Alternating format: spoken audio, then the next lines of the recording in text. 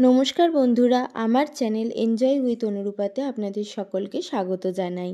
আলুর দম আমরা বাড়িতে কম বেশি সকলেই বানিয়ে থাকি, কিন্তু আজকে আমি আলুর দমেতে যে সিক্রেট ইনগ্রেডিয়েন্টটা ব্যবহার করেছি সেটা যদি আপনারাও ব্যবহার করেন তাহলে তার স্বাদ ও গন্ধ হবে অতুলনীয়।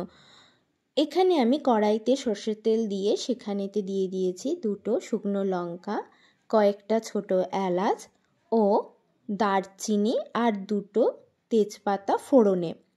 ফোড়নটাকে আমি একটু সাঁতলে নিচ্ছি।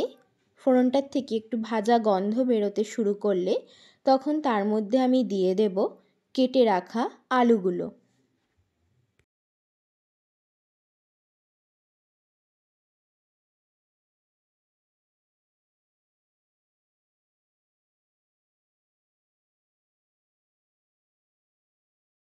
আলুগুলো ভাজা ভাজা হয়ে এলে আমি তার মধ্যে দিয়ে দিচ্ছি পরিমাণ মতো নুন আর দিয়ে দিচ্ছি পরিমাণ মতো হলুদ গুঁড়ো।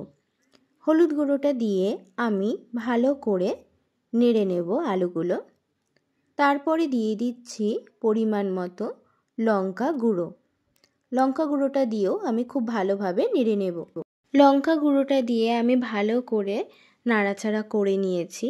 এরপরেতে আমি দিচ্ছি পরিমাণ মতো জিরে গুঁড়ো।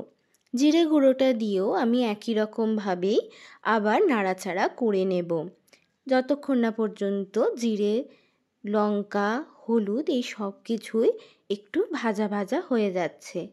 এরপরে আমি শেষেতে দেব আদা বাটাটা।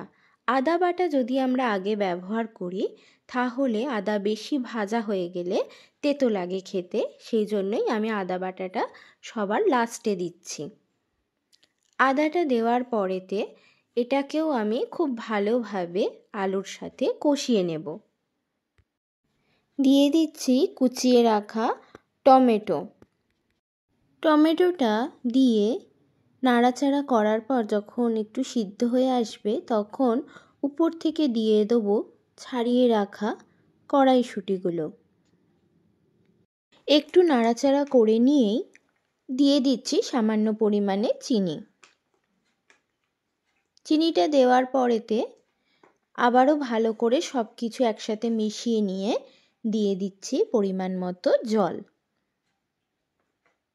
এরপর ঢাকা দিয়ে আলুটা সিদ্ধ হতে দেব। আলুটা যখন সিদ্ধ হয়ে যাবে তখন উপর থেকে ছড়িয়ে দেব এই সিক্রেট ইনগ্রেডিয়েন্টসটা। সেটা হলো এই আদার কুচো। আদার কুচোটা দেওয়ার পরেতেই উপর থেকে ছড়িয়ে দিচ্ছি কোচানো ধনেপাতা। এই দুটোকে ভালো করে মিক্সড করে নিলেই তৈরি হয়ে যাবে অপূর্ব স্বাদ ও গন্ধযুক্ত আলুর দম। রুটি, পরোটা, লুচি যে কোনো কিছুর সাথে এই নিরামিষ আলুর দমটি অপূর্ব লাগে খেতে।